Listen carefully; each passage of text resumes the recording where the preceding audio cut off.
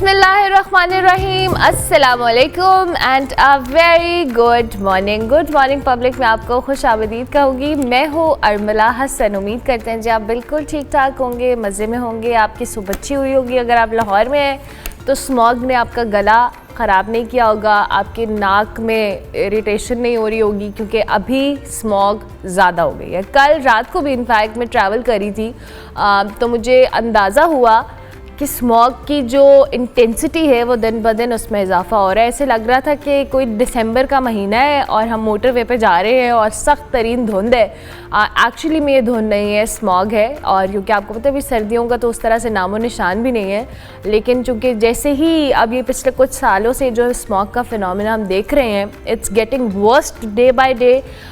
इसके ऊपर हम क्या काम कर रहे हैं क्या नहीं, इस पर भी आज हम बात करेंगे। कुछ फैक्टर्स हैं जिस पे हमने बात करनी है, लेकिन फ़िलहाल जी फ़ज़ाई आलूदगी के पेश नज़र और स्मॉग के हवाले से जो स्कूल के औकात कार है इसको तब्दील कर सब सुबह 7:30 बजे की बजाय 8:45 बजे स्टूडेंट्स जो हैं वो स्कूल्स का रुख करेंगे। ये फ़ैसला जी लाहौर की जो एयर क्वालिटी इंडेक्स है उसकी ख़तरनाक सतह की वजह से रखा गया है, किया गया है फ़ैसला। और साथ जो आउटडोर सरगर्मियाँ हैं जो बाहर, वैसे तो हिदायत एक पूरा जारी किया गया है सारा मामला कि उसमें क्या क्या चीज़ें आप एहतियात के तौर पे कर सकते हैं, लेकिन उससे बढ़ के जी स्कूल्स के टाइम चेंज होना हो, साथ आउटडोर एक्टिविटीज़ के हवाले से रिक्वेस्ट की गई है कि आप प्लीज़ अवॉइड करें जितना मैक्सिमम हो सके। लेकिन ये जो स्कूल के औकात कार तब्दील किए गए हैं जी, इससे वालिदैन के लिए भी ज़ाहिर चैलेंजेस हैं। जिन्होंने जो पेरेंट्स हैं उन्होंने भी अपने ऑफिस जाना है, अपने कामों पर जाना है, वो फ़ैसला किस हद तक उनकी चैलेंजेस के हवाले से भी एड्रेस करेंगे। क्या स्मॉग पे काबू पाने से पहले, जो काबू तो नहीं फ़िलहाल हम पा सकते, लेकिन ये जो टाइमिंग्स चेंज करके क्या हमें लगता है कि हम स्मॉग के को अवॉइड करा सकते हैं। बच्चे जो या स्कूल गोइंग बच्चे हैं, जो लोग बाहर निकल रहे हैं, जिनका बाहर आउटडोर एक्सपोजर है, इस पर भी बात करेंगे।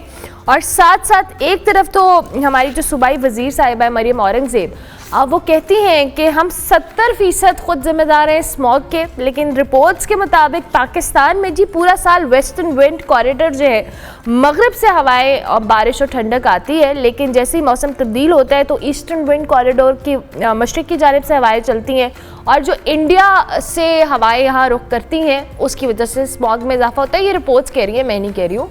और जब इजाफा होता है और दूसरी जानिब जो फसलों को जलाने का एक प्रोसेस है वो भी इसमें एक मॉडर फैक्टर है। दो कि हमारे भी कुछ ऐसे एलिमेंट्स हैं या फैक्टर्स हैं जिसमें हम गाड़ियों की बात कर रहे हैं, फैक्ट्रीज़ के जो धुआं निकल रहा है उसकी बात कर रहे हैं, ये सारी चीज़ें कहीं ना कहीं इन्वॉल्व हैं। लेकिन मरियम औरंगज़ेब साहिबा ने एग्जैक्टली क्या कहा है आपको सुनाते हैं।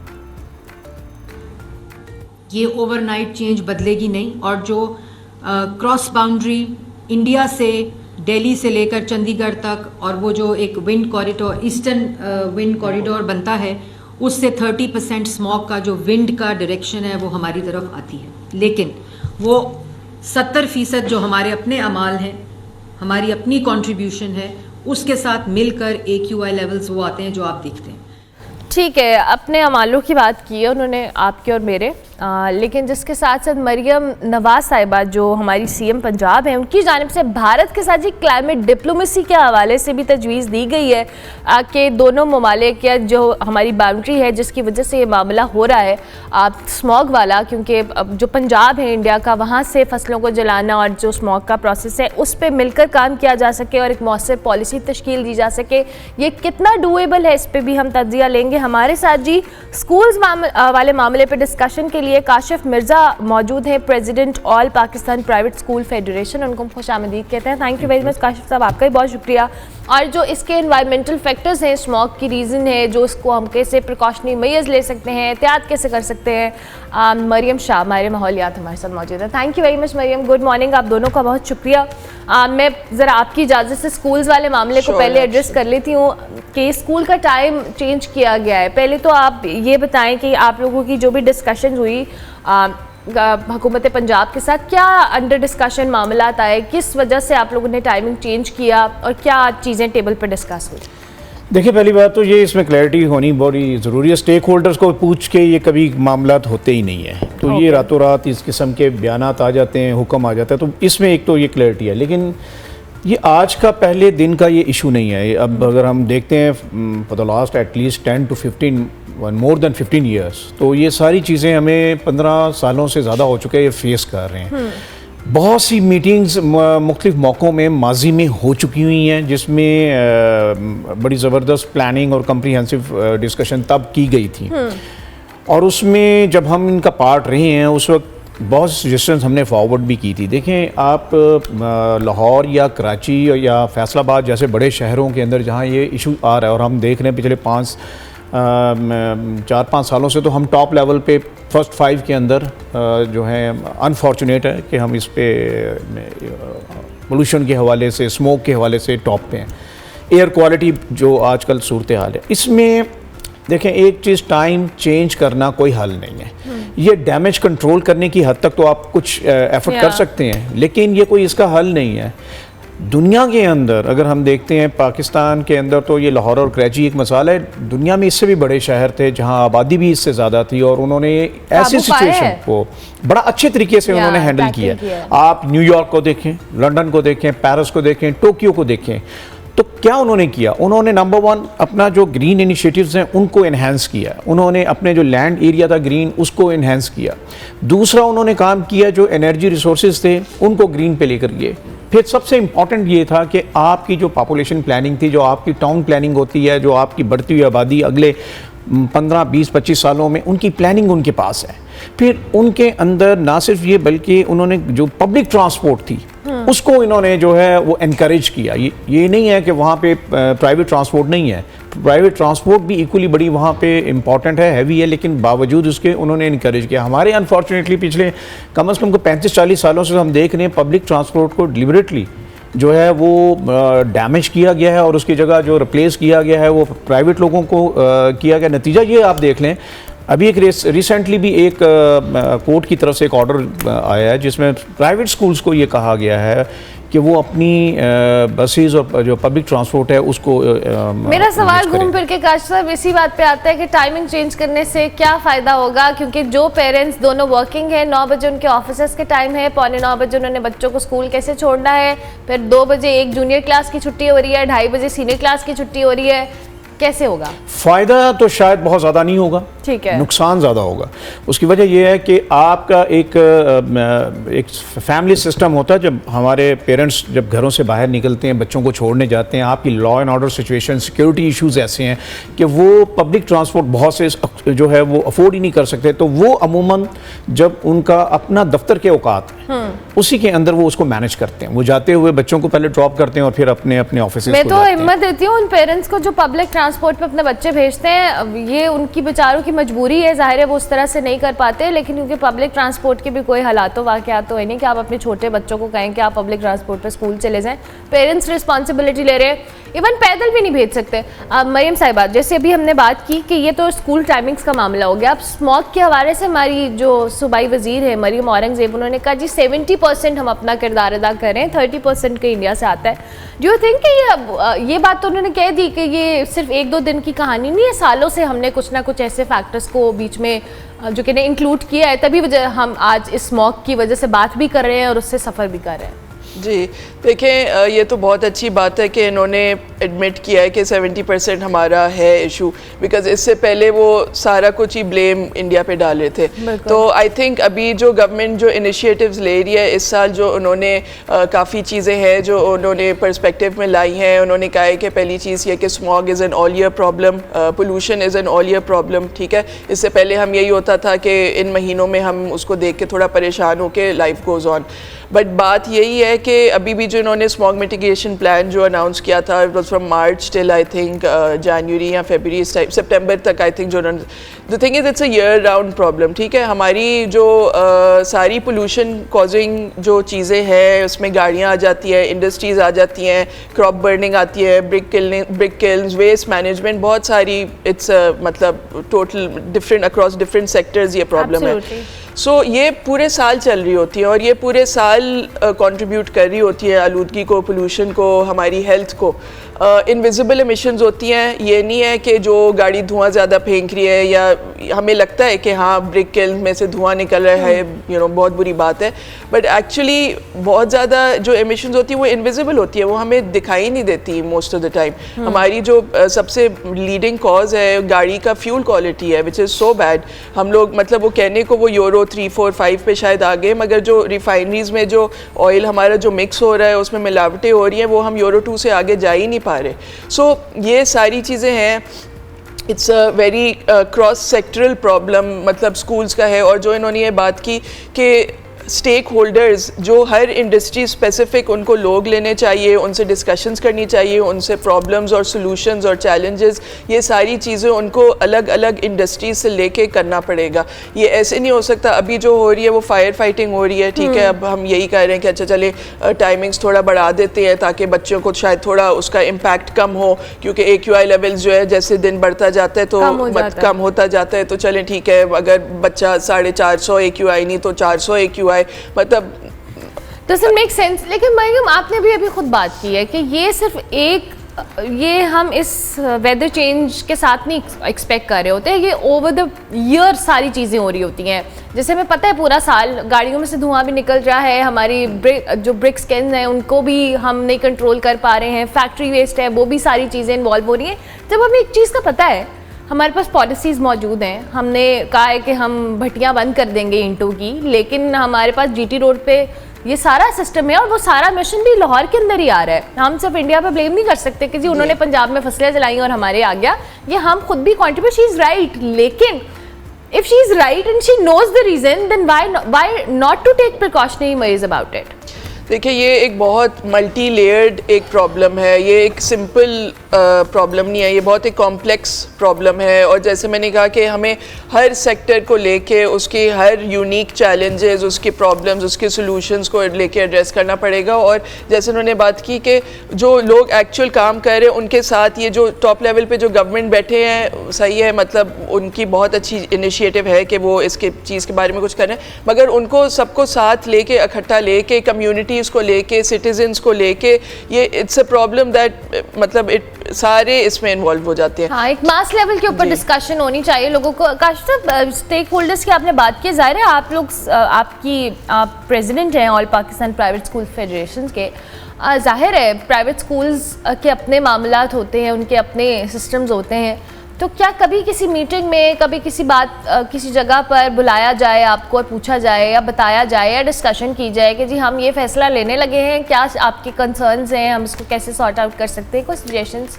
देखिए माजी में तो कई मरतबा जब इन्होंने ऑन बोर्ड किया तो बहुत सी हमने रिकमेंडेशन फॉरवर्ड की, और अब भी मुख्तलिफ मौक़ों के ऊपर जितने भी हाई अप्स हैं, अथॉरिटीज़ हैं, उन्हें हम गाहे बगाहे इन चीज़ों से आगाह भी करते हैं और रिटर्न रिकमेंडेशन फॉरवर्ड करते हैं। देखें, आपके एक लाहौर शहर के अंदर सिर्फ 18,000 से ज़्यादा प्राइवेट स्कूल्स हैं। तो एक तरफ तो वो जो ब्रिज कर रहा है, जो गैप है उसको फिल कर रहा है, तो एट द सेम टाइम वो आपके लिए एक अपॉर्चुनिटी भी दे रहा है। अगर आप उन्हीं के ज़रिए आप बच्चों को एजुकेट करें, आप पेरेंट्स को एजुकेट करें, आप उनके साथ बैठ के निगोशिएट करें, करिकुलम का हिस्सा बनाएं इस सारी चीज़ों को, ये मुस्तकिल आपका एक इशू है। फिर दूसरी चीज़ ये होती है कि जब आप ये चीज़ कर रहे हैं, आपने 1 घंटा आगे टाइम उसको कर दिया, बढ़ा दिया, तो उसकी रिकवरी कैसे होगी? देखें दूसरे इश्यूज भी तो हैं। अब उस बच्चे का आपके 365 डेज़ के अंदर बमुश्किल आपके 120 डेज़ जो है वो करिकुलम के नहीं बन पा रहे, स्टडी होती नहीं है। आप 1 घंटा भी अगर उसका निकाल देते हैं, ये 2 या 3 माह अगर आपका ये इशू रहता है, तो इसका मतलब आगे फिर स्मोक्स की वजह से फिर 15 दिन की छुट्टियां फिर एक्सटेंड हो जाती हैं। आपको याद होगा पिछले 4-5 सालों से हम ये हो रहे हैं, कोर्ट ऑर्डर आ जाता है और उसके बाद फिर 15 जनवरी तक वो डेट एक्सटेंड होती है, तो 1 मंथ का फिर गैप आ जाएगा। तो हमें इन सारी चीज़ों को मद्देनज़र रख के ये करना है। इम्पॉर्टेंट ये है कि जब तक आप अपने इन तमाम सिस्टम को जो है वो कनेक्ट नहीं करेंगे एक दूसरे प्लानिंग के साथ, एक कम्प्रीहेंसिव एक प्लान आपको बनाना पड़ेगा। और ये समझ लेना चाहिए कि जब आपका एक शहर है जो 2.5 करोड़ से 3 करोड़ की आबादी का है और आपने उसके ग्रीन एरियाज खत्म कर दिए हैं, इंटरनेशनली 2 से 3% आपके पास ग्रीन एरियाज हैं, तो ये वाला इशू आपका कभी खत्म नहीं होगा। अच्छा, अब आपने खुद भी बात की है, मैं जो भी आपकी इस डिस्कशन से जज कर पाई हूँ कि आप समेत बहुत सारे स्टेक होल्डर्स को नहीं ऑन बोर्ड लिया जाता और आप लोगों को ऊपर इम्प्लीमेंट किया। लेकिन आप लोग माशाल्लाह तादाद में ज़्यादा हैं, प्राइवेट स्कूल्स हैं, आप लोगों की एक वॉइस होनी चाहिए और आई गेस होगी भी। आप लोग अपने मुतालबात भी किसी ना किसी तरह तो करवाते होंगे। तो ये भी एक इतना इंपॉर्टेंट इशू है जिसको आज हम इसीलिए बार बार काशिफ साहब डिस्कस कर रहे हैं कि ये सिर्फ एक कॉस्मेटिक मेजर्स हैं जो हम टेम्प्रेरी ले रहे हैं। हम इसको अगर कॉन्क्रीट या इसको एक प्रॉपर मेजर्स या लॉन्ग टर्म प्लानिंग पे नहीं लेके जाएंगे तो ये स्कूल का टाइम बदलता है। प्लानिंग जो है ना वो इम्पोर्टेंट है और उससे ज्यादा इम्पोर्टेंट उसकी इम्प्लीमेंटेशन इम्पोर्टेंट है। उसमें आपकी आवाज कहाँ है ये मैं जानना चाहती हूँ। देखिए इम्प्लीमेंटेशन की हद तक तो यकीनन जहाँ तो किया जा सके, जो स्कूल अपने तौर पे और पाकिस्तान प्राइवेट स्कूल फेडरेशन ने पिछले कोई 12 से 15 सालों से हमने इन कंप्रीहेंसिवली इस जो एक एनवायरनमेंट प्रोटेक्शन के हवाले से स्कूल्स को इंस्ट्रक्शंस दी हुई हैं। अब कोशिश हम ये भी कर रहे हैं एट द सेम टाइम के जितने भी ग्रीन एनर्जी सोर्सेज हैं उसको ऑप्ट किए जाएं, जैसे कि सोलर एनर्जी है उसके ऊपर हम कोशिश करें। ग्रीन स्कूल्स का कॉन्सेप्ट हम लेकर आ चुके हुए हैं और बहुत से स्कूल्स ऐसे हैं जो अब ग्रीन इनिशिएटिव्स की तरफ चले गए हैं। लेकिन फिर वही बात आती है कि जब आपका एक साइज इतना बड़ा है और उसके ऊपर आपकी स्ट्रेंथ, आपकी पॉपुलेशन, आपकी टाउन प्लानिंग, ये सारी चीज़ें कोऑर्डिनेटेड एफर्ट नहीं करेंगी, कंप्रीहेंसिव प्लान नहीं बनेगा और उस पर इंप्लीमेंट नहीं होगा। ये इसी तरह से डैमेज कंट्रोल डिस्कशन करते रहेंगे और डैमेज कंट्रोल के मरीज ही लेंगे। अच्छा मरियम, ये तो हमने बात की कि स्टेट को क्या करना है, हम क्या कर सकते हैं, किस तरह से पॉलिसीज पे इम्प्लीमेंट करा सकते हैं इंडिविजुअली। अब हम इंडिविजुअल लेवल पे बात आ जाते हैं, हमारी भी कहीं ना कहीं कंट्रीब्यूशन होती है और हम इससे डिनाई नहीं कर सकते। एज ए इंडिविजुअल भी हम इस सारे सिस्टम के अंदर या ये जो एमिशंस हैं इसमें अपना हिस्सा डाल रहे हैं। हमें क्या एहतियात करनी है, अवेयरनेस को लेकर हम क्या करें? देखें, बहुत सिंपल सी चीज़ है कि हमें सोचना चाहिए कि हम अगर मतलब बाहर जा रहे हैं, गाड़ी में जा रहे हैं, तो हम उसको कम से कम अपनी मतलब यूज़ करें। हम अपनी घर के अंदर जो हमारी मतलब धुआंदार चीज़ें हैं उनको हम थोड़ा सा यूज़फुल वॉच करें, ठीक है। क्लीन एनर्जी की तरफ, जैसे उन्होंने कहा है, ऑल्टरनेट एनर्जी की तरफ हम सोर्सेज की तरफ जाएं, ठीक है। यही सारी चीज़ें जो हम कर सकते हैं। But unfortunately this is again a very मतलब कॉम्प्लेक्स प्रॉब्लम। छोटी मोटी चीज़ें अपने आप को बचाने के लिए हम चीज़ें कर सकते हैं, मगर यही बात है कि हमें इस चीज़ के बारे में सोचना है कि हमने इसको किस तरीके से करना है। बिकॉज हम अब तक जो भी करते आए हैं और जो भी हम पास में करते आए हैं, हमारा वे ऑफ लिविंग, हमारी सारी चीज़ें जो है इस पर कंट्रीब्यूट करती हैं और इस सारी चीज़ों को हमें रीवैल्यूएट करना है। और ये एक इंडिविजुअल या मतलब छोटे स्केल पे नहीं हो सकता। This has to go across the board, across all levels, and we have to really reevaluate कि हम किस तरीके से जो है चीज़ें बेहतर कर सकते हैं और इसको कैसे आगे लेके हमने अच्छा, अभी मरियम, इन्होंने काशिफ साहब ने बात की कि दुनिया, ये को पाकिस्तान में नहीं हुआ, इससे पहले भी हमने डेवलप्ड कंट्रीज़ में देखा है, सिटीज़ में देखा है कि उन्होंने किस तरह से इन चीज़ों को ओवरकम किया है। हम न्यूयॉर्क की बात करें, पेरिस की बात करें, वहाँ पे एक सिस्टमिक मॉडल्स मौजूद हैं। हम जहाँ अपने इंफ्रास्ट्रक्चर को लेकर, बसेस को लेकर, ट्रेन्स को लेकर लंदन को आइडियलाइज करते हैं और उसको यहाँ लाने की कोशिश करते हैं, ये वो मॉडल्स या सिस्टम्स ऑलरेडी दुनिया में इम्प्लीमेंट हुए हैं और उन्होंने इससे फ़ायदा हासिल किया है। हम उनको क्यों नहीं अडेप्ट कर सकते?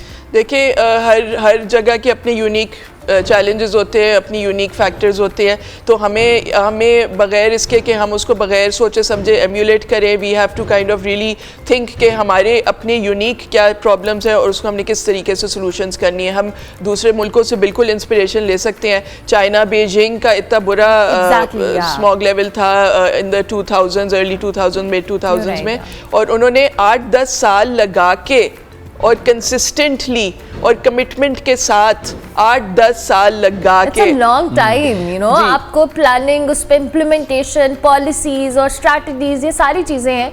बात मरियम वहीं पे घूम फिर के आती है, जब स्टेक होल्डर्स को हम इन्वॉल्व नहीं करेंगे तब तक हम कैसे इस सिस्टम को ठीक कर पाएंगे, चाहे हम सिस्टम की बात करें या इस इशू की बात करें, राइट? जी, देखिए, मैं आपको एक बात कहूँगी, blue skies is a sign of good governance, ठीक है। अगर आपकी ब्लू स्काइज हैं, इसका मतलब आपका इंडस्ट्री, आपका ट्रांसपोर्ट, आपका वेस्ट मैनेजमेंट, आपकी एग्रीकल्चर, आपकी एनर्जी, ये सारी चीज़ें एक आइडियल तरीके से चल रही हैं, ठीक है। इनमें जो चीज़ें हमने चेंजेस करने वो सारे हो चुके हैं और हमें माशाल्लाह मतलब अमेजिंग ब्लू स्काइज नज़र आ रही है। मगर अगर ब्लू स्काइज नहीं नज़र आ रही, इसका मतलब कि हर चीज़ में कहीं ना कहीं जो है प्रॉब्लम है जो हमें फिक्स करनी है। ठीक हो गया। अच्छा काशिफ साहब, जाहिर है हर चीज़ की अवेयरनेस का कोई ना कोई मीडियम मौजूद होता है। और अभी हमने कुछ दिन पहले भी अपने शो में जिक्र किया था कि एक मैसेज स्मॉग को लेकर या वैसे भी एनवायरमेंटल पॉल्यूशन को लेकर दुनिया भर से ड्राइव्स चल रही हैं। पाकिस्तान के अंदर भी एक ड्राइव है जो लंदन से स्टार्ट हुई।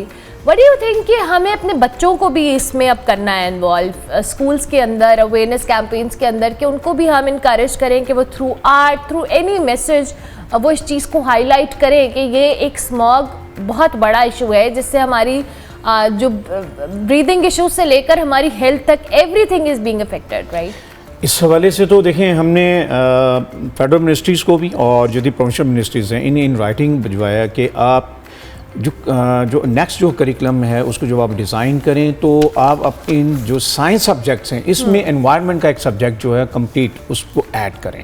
और ना सिर्फ उसको ऐड करें बल्कि बच्चों को उनकी प्रैक्टिकल असाइनमेंट्स जो हैं वो दी जानी चाहिए, वो पार्ट होना चाहिए। और जब आप ये अवेयरनेस उनके करिकुलम के अंदर लेकर आएंगे तो फिर हकीकी मानों के अंदर कोई डेवलपमेंट होगी। प्रॉब्लम क्या होता है, वक्ती तौर पे चंद सेमिनार्स करके, वर्कशॉप्स करके समझते हैं हमने अपनी जिम्मेदारियां अदा की। ऐसा बिल्कुल नहीं है, हमें आगाह करना पड़ेगा हर उस लेवल पे। आप देखें, बड़े शहर जब आप आबाद करते हैं, हाउसिंग सोसाइटीज़ जब बड़ी आप जो हैं उसी शहर के अंदर डेवलप करते हैं तो उसके फिर कॉन्सिक्वेंसेस हैं। नतीजा ये होता है कि जब वो कॉन्सिक्वेंसेस आपकी हेल्थ के ऊपर आते हैं तो ऑब्वियसली वो पूरे शहर के ऊपर इम्पैक्ट करेगा, वो आपके एनवायरनमेंट को मुतासर करता है। तो ये वो चीज़ें जब तक आप ग्रास रूट लेवल से उसको लेके नहीं चलेंगे, और फिर मैं ये बात बार बार कहूँगा, जब तक आप उसकी रूट कॉज को एड्रेस नहीं करते, जितने मर्जी आप ये कैंपेन चला लें, अवेयरनेस सेशन कर लें, रूट कॉज को आपको एड्रेस करना पड़ेगा, तब जाके इसका हल होगा। और उसके लिए पॉलिटिकल विल होना बहुत ज़रूरी है। ठीक है, पॉलिटिकल विल होना बड़ी ज़रूरी है। मेरा आखिरी सवाल आपसे, ये जो हम घरों में प्रैक्टिस देखते हैं, घरों के बाहर देखते हैं, कूड़ा जला रहे हैं लोग, ये इतना इम्पॉर्टेंट चीज़ है और हमें इस पर सज़ाएं देनी चाहिए लोगों को। ऑनेस्टली फ़ाइन होना चाहिए और इसको इलीगल करार देना चाहिए, क्योंकि जिस अमाउंट में हम कूड़ा जला रहे हैं, हम सिर्फ इंडिया पर डाल करके जी फसलें जल रही हैं, हम अपने घर के अंदर जो हरकतें कर रहे हैं वो बड़ी गलत है। इस पे आप क्या कहेंगी? बिल्कुल सही बात है। देखिए, आप अगर मैं आपको एक एग्जांपल दूंगी, आप अपने किचन में एक छोटा सा किचन ले लें जिसमें कोई एग्जॉस्ट फैन नहीं है, कोई खिड़की नहीं है, कोई दरवाज़ा नहीं है, और आप उसमें एक बारबेक्यू की अंगीठी लेके कोयले जला के आप खाना पका रहे हैं, ठीक है, उस बंद कमरे का क्या हाल होगा? यही हमारा हाल अभी लाहौर शहर का है, ठीक है। हमारा जो विंटर टाइम में, इस टाइम में, ऑटम टाइम में हमारा एग्जॉस्ट बंद हो जाता है, मतलब कि हवाएं हमारी जो है ट्रैप हो जाती है, ठीक है, और हम उसी में जो है आलूदगी डाले जाते हैं और हम देख सकते हैं during the rest of the year हमारा एग्जॉस्ट खुला हुआ होता है, ठीक है ना, तो वो बाहर जा रही होती है, हम कहते हैं चले 200 से कम AQ आए हैं, वेरी नाइस, एंजॉय करें, ठीक है। लेकिन जब आपने ये वेदर आता है और आप स्मॉग तो इतना अजीबो गरीब सा फिनोमेना है कि आप बाकायदा तौर पर सुबह आप जब बाहर निकलते हैं तो आपको डर लग रहा होता है और आपके ब्रीदिंग इशू स्टार्ट हो चुके हैं। So it's very alarming. Thank you very much ji Kasha, आपका बहुत शुक्रिया। मरियम, आपका भी बहुत शुक्रिया जी।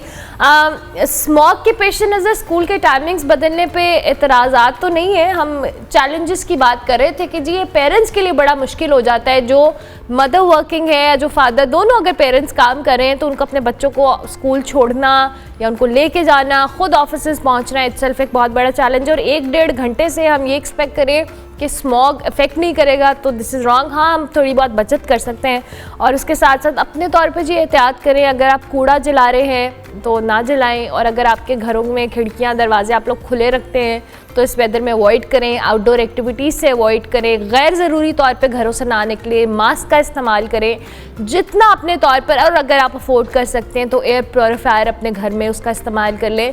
इट्स नॉट कंपल्जन, लेकिन एहतियात जितनी मैक्सिमम हर कोई अपने लेवल पे कर सकता है प्लीज़ ज़रूर करें, क्योंकि आपने खुद अपने आप को बचाना है, आपको बचाने कोई नहीं आएगा। हम ब्रेक लेंगे, ब्रेक के बाद वापस आएंगे।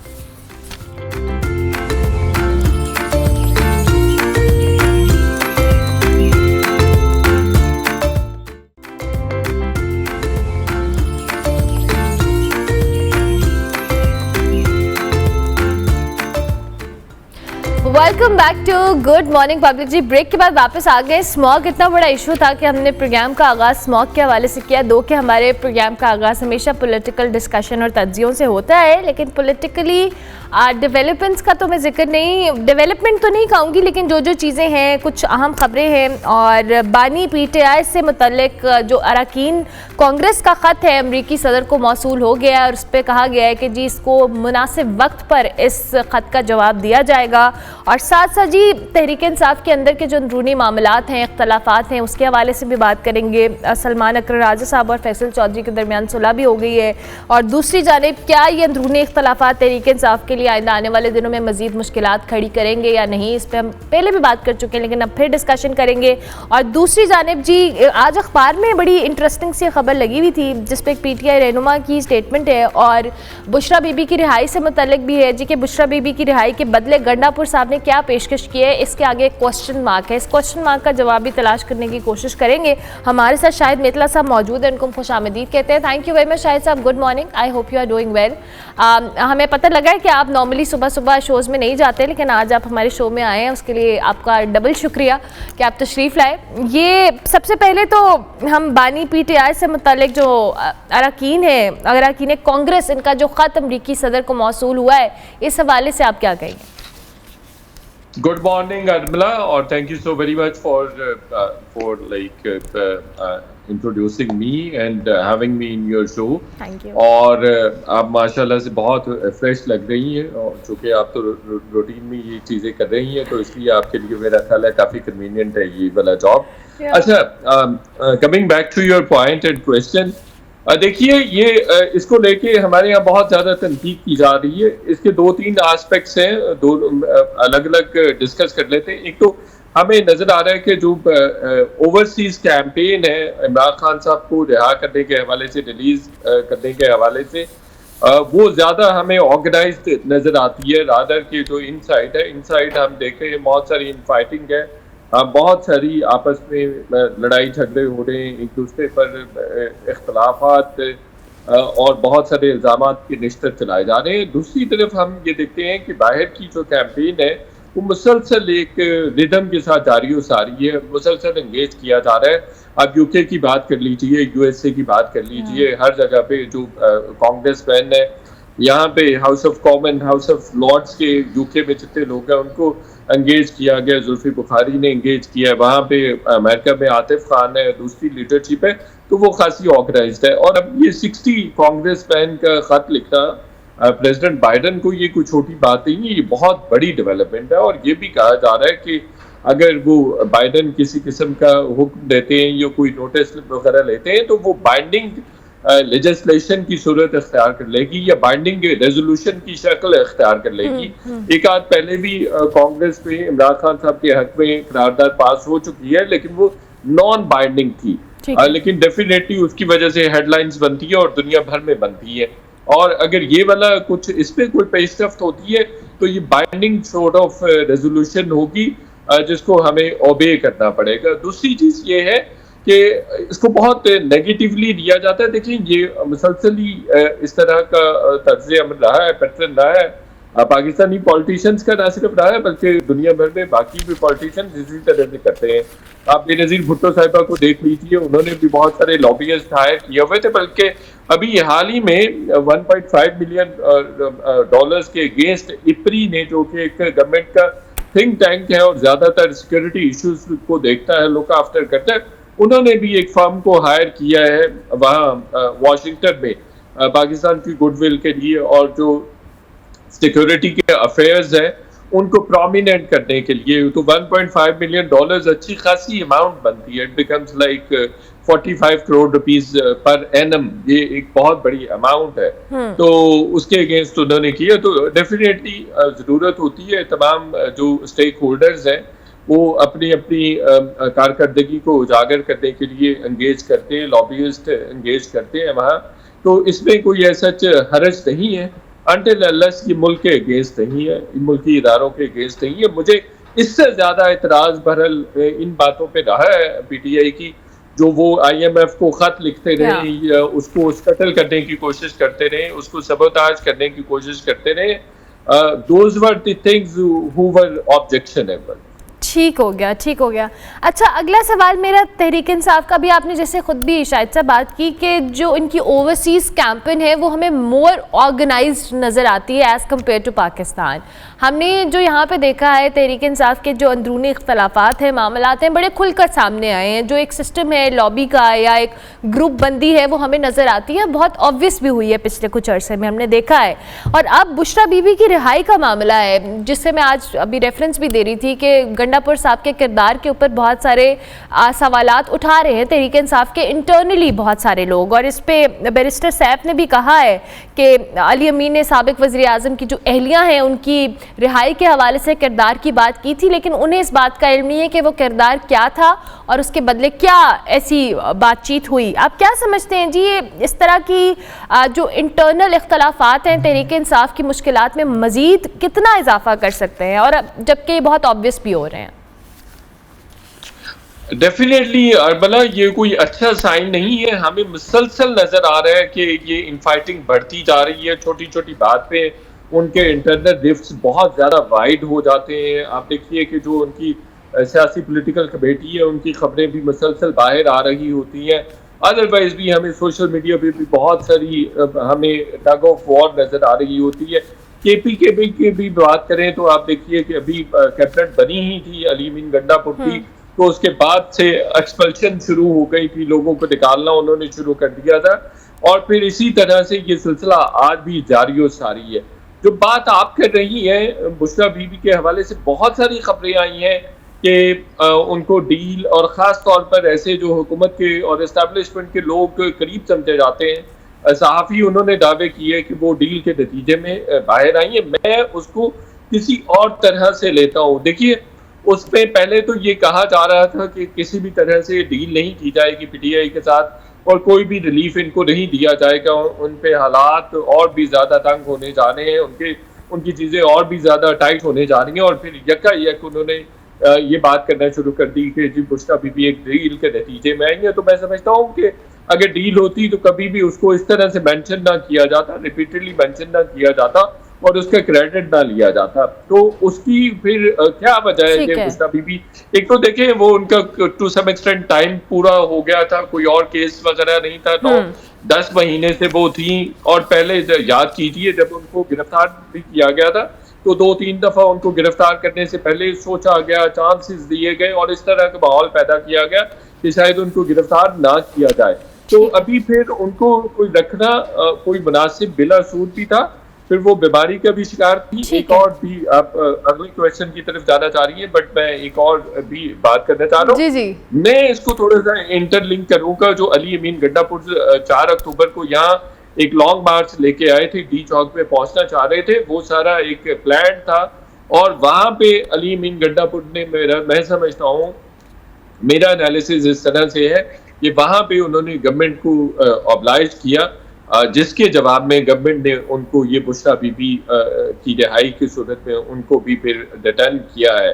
क्योंकि उन्होंने फिर, आपको याद होगा कि 2 दिन के बाद जब वो अपीयर हुए थे तो उन्होंने कहा था कि अच्छी खुशखबरियाँ सुनने को मिलेंगी। ठीक हो गया, ठीक हो गया। Thank you very much Shahid Murtaza sahab, बहुत शुक्रिया आपके वक्त का। शाहिद मिर्तज़ा साहब सीनियर सहाफ़ी हमारे साथ मौजूद थे तजकार। उनके मुताबिक जी तहरीक इंसाफ के लिए अगर इस तरह के इंटरनल मैटर मज़ीद ऑब्वियस होते गए तो मज़ीद मुश्किलात होंगी। ब्रेक लेंगे, ब्रेक के बाद वापस आएंगे।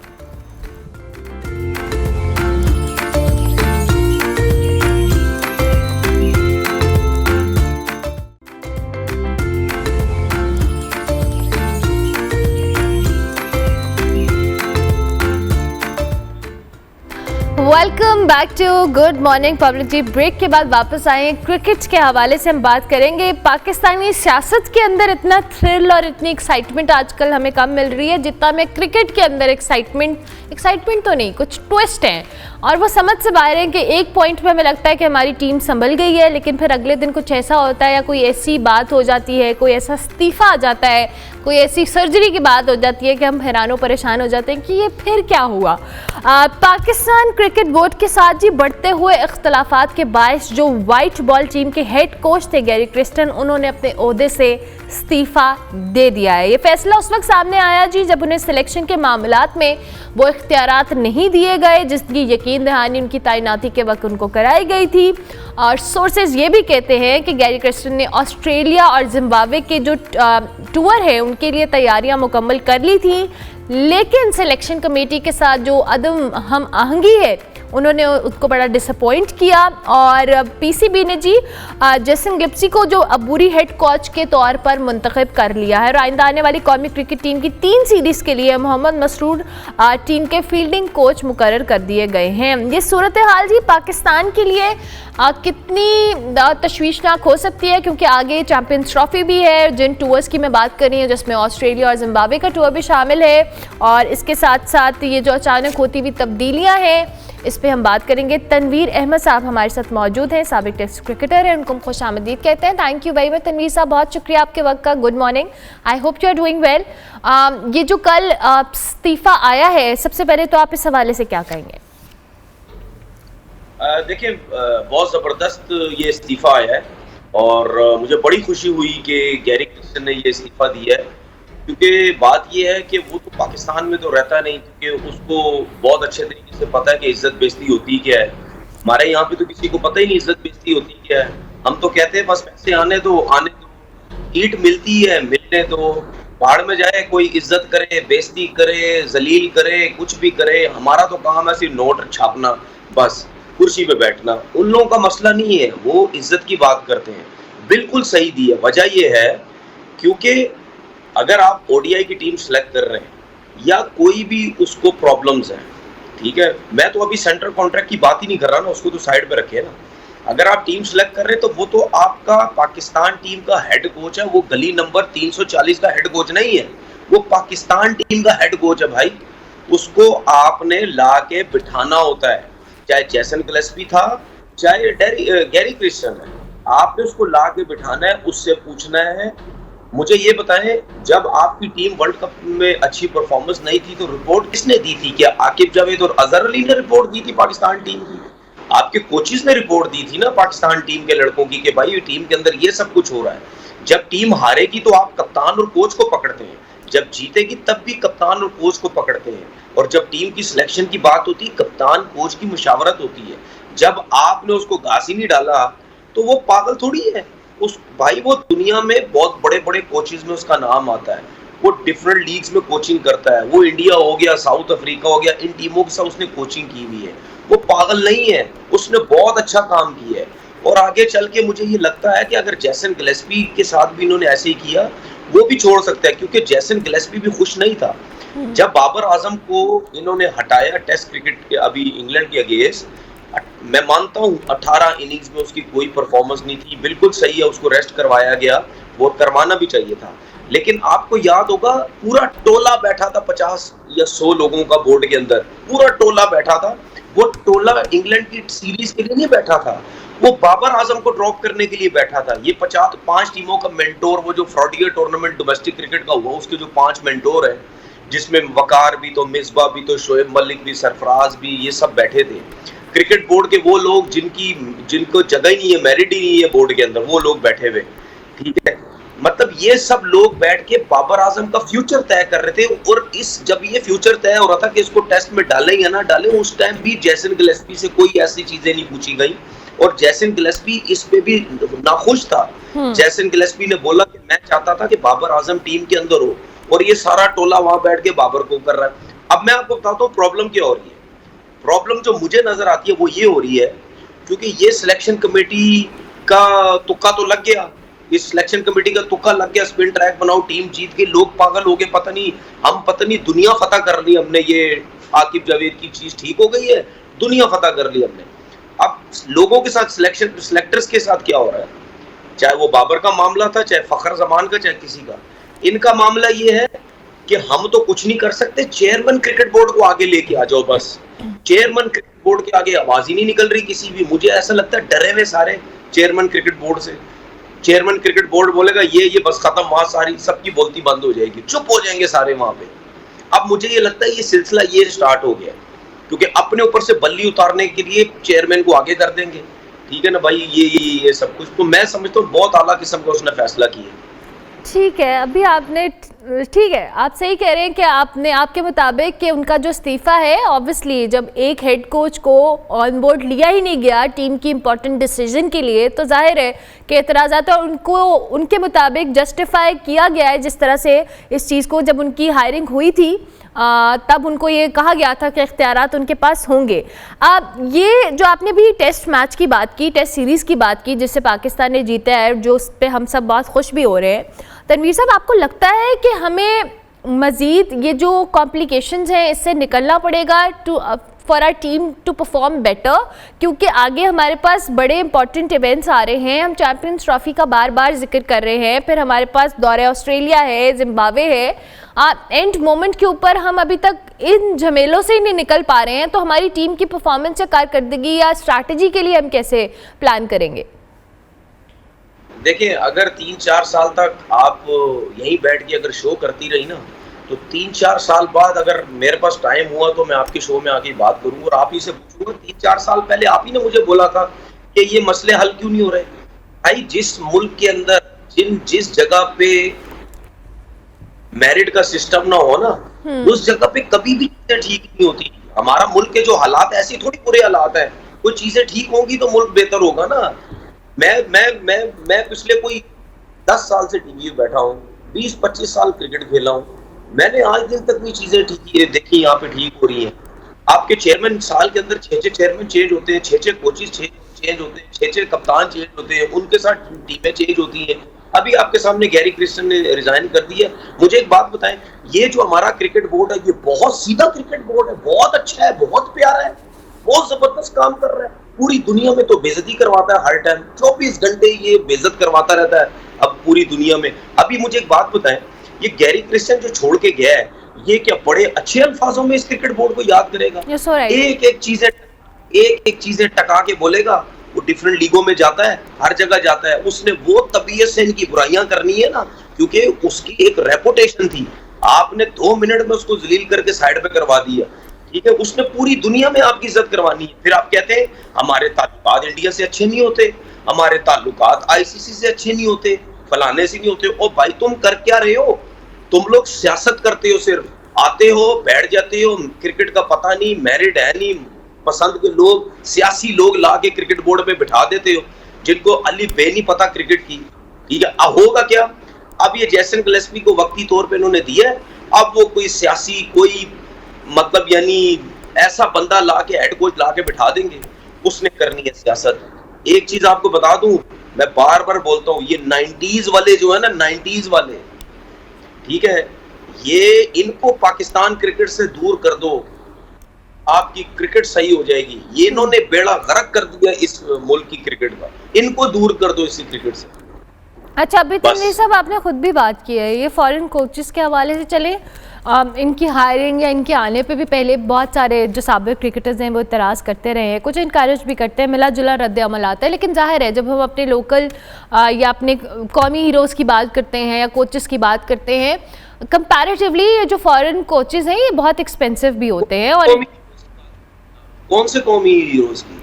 अच्छा चले, जिनका मैं जिक्र नहीं मैंने से दूर रखो, वो नहीं, चले आप मेरा सवाल ले लें, मैं आपके जज्बात नहीं, मैं कर दिए इनको पाकिस्तान क्रिकेट को, ये अपने टाइम कुछ करते रहे हैं ना, ये पकड़े तो गए नहीं, ठीक है, ड्रामेबाजियां ये करते रहे हैं, सारा मलबा आजकल के लड़कों पे डालते, इन्होंने क्रिकेट खराब की है। और भाई स्टार्टिंग इन हीरोज ने करके दी हमें, ठीक है, यही सारे फिक्सिंग में मुलव्वस थे, इन्होंने ड्रामेबाजियां की हैं, ठीक है। अब आके बैठ जाते हैं ये क्रिकेट बोर्ड के अंदर, और ये हमारे हीरोज हैं, ऐसे हीरोज को क्या करना है यार? अच्छा चले, अब मेरा सवाल ये था कि जो फॉरेन कोचेस हैं ये बड़े एक्सपेंसिव होते हैं, जाहिर है हमने उनसे काम भी नहीं लिया और एक रेपुटेशन भी होती है, जब पूरी दुनिया की नज़रों में भी आते हैं मुख्तलिफ, जैसे एज यू सेट के मुख्तलिफ लीग्स के अंदर ये कोचिंग करते हैं, और जब पाकिस्तान आते हैं पूरी क्रिकेट बोर्ड्स पूरी दुनिया के देखते हैं कि जी पाकिस्तान के क्रिकेट बोर्ड ने फॉरेन कोच को हायर किया है, टीम के अंदर बेहतरी के हवाले से एक्सपेक्टेशंस होती हैं। डू यू थिंक कि इस तरह से इनका जाना, फाइनेंशियल एस्पेक्ट तो अपनी जगह मौजूद है, लेकिन इंटरनेशनली भी एक अच्छा मैसेज नहीं गया है कि पाकिस्तानी टीम ने या बोर्ड ने एक फॉरेन कोच को हायर किया, प्रेफर किया अपने जो लोकल कोचेस हैं उसके ऊपर, और उसके बावजूद काम भी नहीं लिया गया और इस तरह से उनको रिजाइन भी करना पड़ा? जिस तरह मैंने आपसे बोला ना, आप जरा सोशल मीडिया में देखे तो सही जाके, जो इंटरनेशनल क्रिकेटर्स ने जो बेइज्जत की है पाकिस्तान क्रिकेट को, बोर्ड को जो बेइज्जत की है कि आपने इतने बड़े कोच को, इतने जबरदस्त टैलेंट को जो दुनिया में कोचिंग करता है, और आपने किस तरीके से हाल किया है इसका, ठीक है। तो हमें तो यार, हम इन लोगों को भी अपने लोगों की तरह चलाते हैं। हम समझते हैं कि ये पाकिस्तान का बंदा है, इसको भी रगड़ दो, इसको भी बेइज्जत कर दो, इसको जो करना है जो है वो करो। हम लोग इस तरह चलाते हैं, समझ आ गई? आप मुझे बात बताएं, अब ये जो 5 टीमों का मेंटोर है, जिनको ये वकार, यूनुस और मिसबा, इनको 50 लाख रुपए दे रहे, अब यार ये 50 लाख रुपए के लोग हैं? इनकी इतनी वैल्यू है, ये 50 लाख रुपए लेंगे एक टूर्नामेंट के, एक महीने के? मतलब आप 2.5 करोड़ रुपए आप 5 बंदों को दे रहे हो, वो भाई कहां से आ रहा पैसा? आप लोगों की जेबों से तो जा नहीं रहा पैसा, ये तो सारा पैसा क्रिकेटरों का है। मुंह उठा के दिए जा रहे हो पैसा, जो किए जा रहे हो। पैसा देने से क्रिकेट सही नहीं होती भाई, लोगों से क्रिकेट सही होती है, मेरिट से चीजें ठीक होती हैं, जो कि हमारे मुल्क में है ही नहीं। मैं हमेशा बोलता हूं, जब तक मेरी जिंदगी है उस टाइम तक या उसके बाद भी पाकिस्तान क्रिकेट कभी भी ठीक नहीं हो सकती, कभी भी नहीं। यहाँ दोस्ती यारियां, चमचागिरियां, डंडे इतने चलते हैं यहाँ पे, आपकी चीजें नहीं। ये आप मुझे एक बात बताएं, अगर किसी क्रिकेट बोर्ड में इतनी अक्ल समझ होती ना, वो कभी भी गैरी क्रिश्चियन को जाने नहीं देता, वो चीजें बेहतर करता, वो खुद उससे बात करता कि भाई क्या मसला यार, आप अभी आए हैं, ये क्या मसले मसाइल है, ठीक है। ये मैं बार बार बोलता हूँ भाई, आपका जो हेड कोच होता है, ये इसको अपने कॉन्फिडेंस में लेके हर चीज उसको बता के की जाती है। ये इधर बैठ के सिलेक्शन कमेटी ने 1-2 मैच के हमें जितवा दिए, पागल हो गए। उसके बाद नाइंसाफियां देखो कितनी की है इन्होंने। अच्छा, सेंट्रल कॉन्ट्रैक्ट का ही मेरा अगला सवाल है तनवीर साहब आपसे। फ़खर ज़मान के हवाले से जब प्रेस कॉन्फ्रेंस हो रही थी, मोहसिन नकवी साहब, आकिब जावेद, सलमान अली आगा और रिजवान साहब बैठे हुए थे, तो उनसे सवाल हुआ था कि फ़खर ज़मान को सेंट्रल कॉन्ट्रैक्ट भी ऑफ़र नहीं किया गया, दूसरा उनको टीम में सिलेक्ट नहीं किया गया दौरे ऑस्ट्रेलिया के लिए, दो के ही could have played a very vital role in that tournament. क्या समझते हैं आपके जो वो एक ट्वीट है वो फ़खर ज़मान को बड़ी भारी पड़ी है, या वाकई फिटनेस का जवाब जो पीसीबी ने पेश किया? देखिए, सबसे पहली बात, ये बहुत दलेर बंदा है भाई, वो बहुत दलेर है। आप दलेरी से काम करो भाई, मत डरो। रोजी, रिस्क, इज्जत अल्लाह ने देनी है। ये लोग तो प्यादे हैं, वो ये ऐसी घूमता फिरता एक वो है, हवा है, इनकी क्या औकात है? रोजी, रिस्क, इज्जत अल्लाह ने देनी है भाई, सच बोलो। बहुत जबरदस्त मुझे मजा आ गया। फ़खर ज़मान के दिल में जो थी, बाबर आजम के लिए जो भी था, उसने ट्वीट की, ठीक है। कौन सा बड़ा कोई पिछले 100 साल से वो नाइंसाफियां कर रहा था भाई, 100 साल से बदतमीजियां कर रहा था, आपने उठा के उसको साइड पे कर दिया। ये ट्वीट का भी मसला नहीं है, ये फिटनेस का भी मसला नहीं है, ये मसला वो है जो NOC की इसने बात की थी, बोर्ड का जब मीटिंग हुई थी, चेयरमैन क्रिकेट बोर्ड को जब डायरेक्ट बोर्ड के लोग बैठे हुए थे, उसने बेइज्जत किया था जिन लोगों को, उन्हीं लोगों की वजह से जो है ये बाहर हुआ है, ठीक है ना। मुझे बहुत मजा आ गया भाई। अपने दिल दलेरी से काम करो। मैं 100% कह रहा हूँ, उसको बिल्कुल फिक्र नहीं होगी, उसको सेंट्रल कॉन्ट्रैक्ट नहीं मिला, उसको बिल्कुल फिक्र नहीं होगी, उसको पाकिस्तान टीम में सिलेक्शन नहीं हुई। वो सच बोल रहा है, दलेरी से बोल रहा है बस। बाकी तो बकरी हैं सारे, हमारे लोग तो बकरी हैं सब, ये थल्ले लगे हुए सबके। ना सच बोला जाता है, मतलब यानी इस मुल्क के अंदर जितना झूठा आदमी उतनी उसकी वैल्यू है, उतना उसको सर पे चढ़ाते हैं। जितना सच्चा आदमी है उसको उठा के साइड पे फेंकते हैं, क्योंकि उनकी जो औकात होती है उसको सामने लेके आता है। प्रॉब्लम ये है। और बहुत आला काम किया है जो है फ़खर ज़मान ने, बहुत ज़बरदस्त काम किया है। ठीक है। अच्छा, सुबह यहाँ पे आपने जिस तरह से भी खुद भी बात की, एक क्रिक इन्फो पे आर्टिकल ESPN पे लगा हुआ था और उस पर कहा जा रहा था कि पाकिस्तानी टीम के अंदर जो ग्लोरी है इट्स वेरी टेम्पररी और जो टॉक्सिसिटी है वो बहुत परमानेंट है। Do you agree with that? जाहिर सी बात है, इसमें क्या गलत बात है? इसमें सही बात है, बिल्कुल इसमें कोई गलत बात नहीं है। अब सब आगे चल के देखना ना, अभी होता क्या है, अभी होता क्या रहेगा ये सबको पता चल जाएगा। हमारे देखिए जी, बात ये है कि आपकी जो इवेंट होता है ना, वो ये बायलैटरल सीरीज नहीं होती है। आपका इवेंट होता है वर्ल्ड कप जीतना, ये सब चीजें होती है। अभी देख लेना आगे चल के जो है क्या होता है। ये जितने लोगों ने बोला हुआ था ना कि जी पाकिस्तान क्रिकेट जो है वो बाबर आजम ने खराब की, पाकिस्तान क्रिकेट ये की, पाकिस्तान क्रिकेट वो की, ठीक है, अभी लग पता जाएगा कि बाबर आजम ने खराब की। अभी ये जो सारी सिचुएशन हो रही है ये बाबर आजम ने तो नहीं की ना। मैं बाबर आजम का नाम क्यों लेके आता हूँ बार बार, क्योंकि लोग कहते हैं कि बाबर आजम ने क्रिकेट बर्बाद की। अब जो हो रहा है ये इसमें बाबर आजम इन्वॉल्व है। अब कौन खराब कर रहा है? ये क्रिकेट बोर्ड खराब कर रहा है। आपकी बर्बादी ये है। बाकी ये वक्ती सी खुशी मिल गई है, 2 मैच जीत गए, नो डाउट बहुत अच्छी परफॉर्मेंस, हमें जीतना भी चाहिए था। 3-3.5 साल बाद हम जीते, ठीक है, लेकिन हम लोग ना बिल्कुल छोटी सी मेमोरी रखते हैं। जीत गए, ओहो हो पता नहीं क्या हो गया। अभी आगे बड़ा कुछ करना है भाई, अभी आगे इश्क इम्तिहान और भी हैं, अभी और बहुत सारे टूर्नामेंट्स हैं। Thank you very much Tanveer Ahmed साहब, बहुत शुक्रिया आपके वक्त का। साबिक टेस्ट क्रिकेटर तनवीर अहमद हमारे साथ मौजूद थे, अपने जज्बात का भी इज़हार कर रहे थे, तज्जिया भी दे रहे थे। उनके मुताबिक चीज़ों को स्ट्रीमलाइन करना, मेरिट पे चीज़ों का होना, किसी एक के ऊपर अपनी नाकामी का मलबा डालना, ये सारे वो फैक्टर्स हैं जिससे हमारी क्रिकेट अनफॉर्चुनेटली कहने वाले कहते हैं कि तनज़्ज़ुली की तरफ जा रही है। आई होप और हम थोड़े ऑप्टिमिस्टिक लोग हैं, हम क्रिकेट से प्यार करते हैं, हम फ़ैन हैं, तो हमारी ख्वाहिश है कि कभी तनज़्ज़ुली की तरफ ना जाए, इसको कभी कुछ ना हो। एक वाहिद एंटरटेनमेंट है, हम इसको देखें, इसको सपोर्ट करें, हमारे प्लेयर्स अच्छा परफॉर्म करें। लेकिन अनफॉर्चुनेटली मिस मैनेजमेंट है या जो भी फैक्टर्स हैं जिससे टीम को एक इंटरनेशनली भी एक अच्छा मैसेज नहीं जा रहा। हमारे इंटरनल फैक्टर्स ने जिस तरह से क्रिकेट को डैमेज किया है, इसको हमें कंट्रोल अभी से करना है। बल्कि अब तो पानी बहुत आगे सर से गुजर चुका है, लेकिन still we hope and we pray कि हम क्रिकेट को इसी तरह से सपोर्ट करते रहें और अच्छी क्रिकेट हमें देखने को मिलती रहे। हम ब्रेक लेंगे, ब्रेक के बाद वापस आएंगे। आप देखते रहिए गुड मॉर्निंग पब्लिक।